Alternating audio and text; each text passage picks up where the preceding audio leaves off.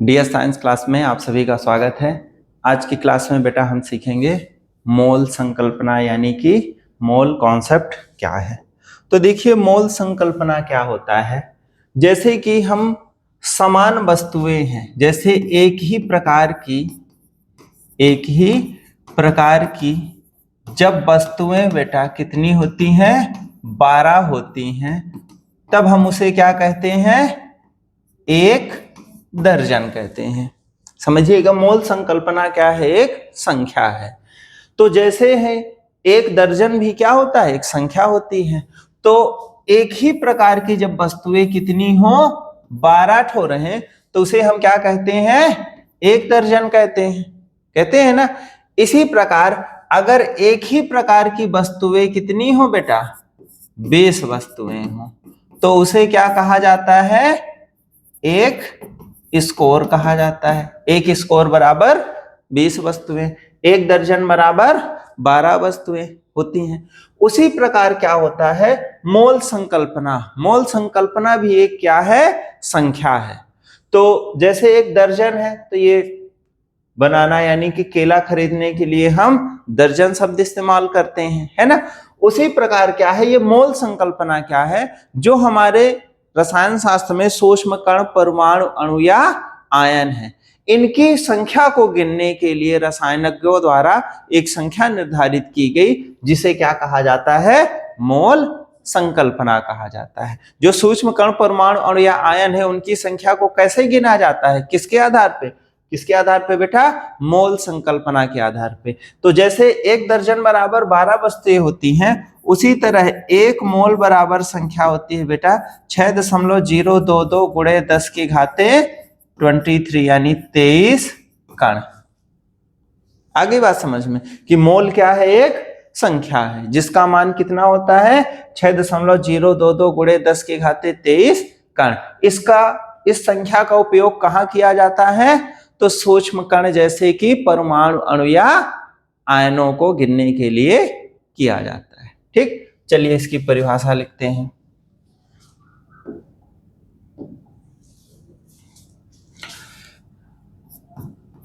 मोल एक संख्या है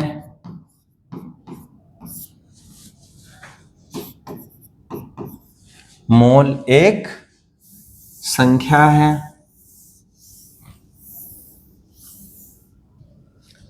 जिसका मान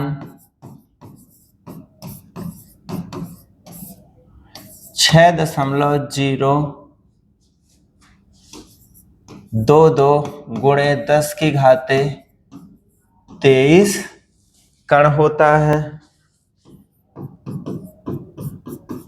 मोल एक संख्या है जिसका मान 6.022 गुणे 10 की घाते 23 कण होता है। यह सूक्ष्म कण जैसे कौन कौन से बेटा, परमाणु, अणु या आयन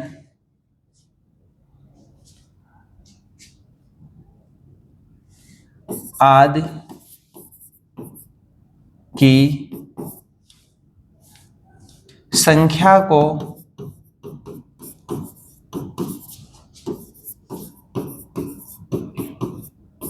प्रदर्शित करने की इकाई है।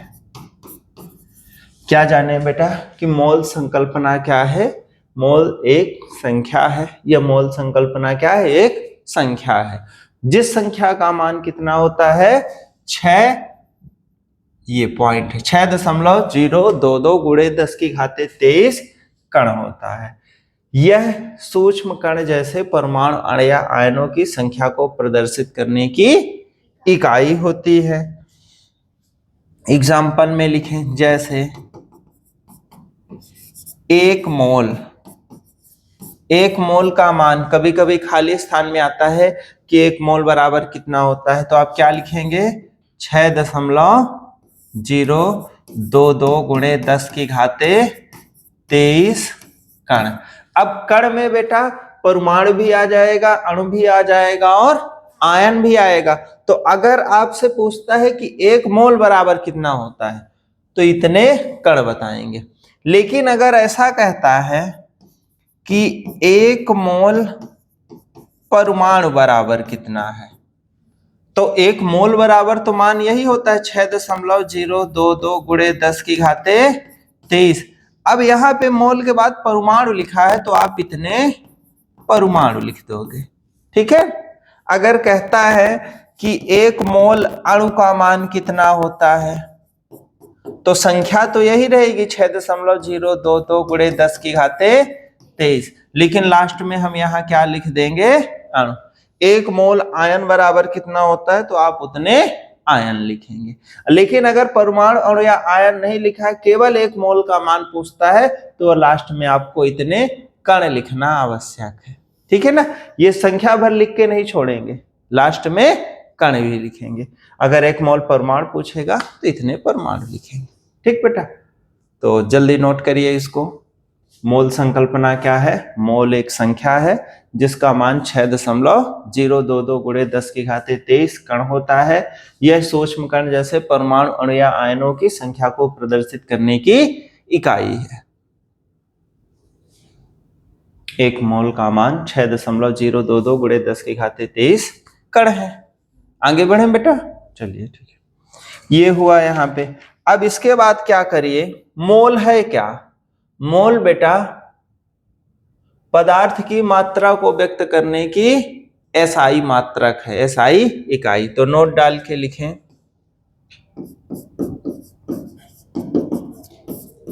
पहला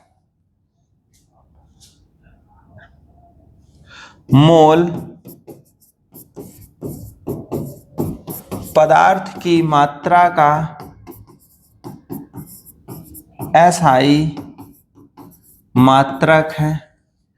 कभी कभी खाली स्थान पूछता है कि पदार्थ की मात्रा का एसआई मात्रक क्या है, तब आप क्या बताओगे? मोल। पदार्थ की मात्रा का एसआई मात्रक क्या होता है? मोल। दूसरा लिखें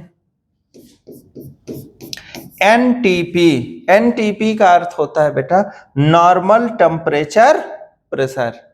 एन यानी नॉर्मल, टी यानी टेम्परेचर, पी यानी प्रेशर। नॉर्मल टेम्परेचर प्रेशर सामान्य ताप और दाब। नॉर्मल यानी सामान्य। तो नॉर्मल टेम्परेचर प्रेशर पर, एनटीपी पर,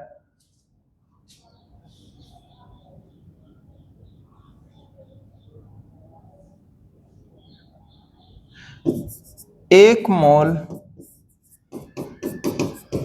गैस का आयतन कितना होता है? तो 22.4 लीटर होता है। ये खाली स्थान में बहुत पूछता है कि एनटीपी पर 1 मोल गैस का आयतन बिंदी बिंदी होता है। तो एनटीपी पर 1 मोल गैस का आयतन कितना होता है बेटा? 22.4 लीटर होता है।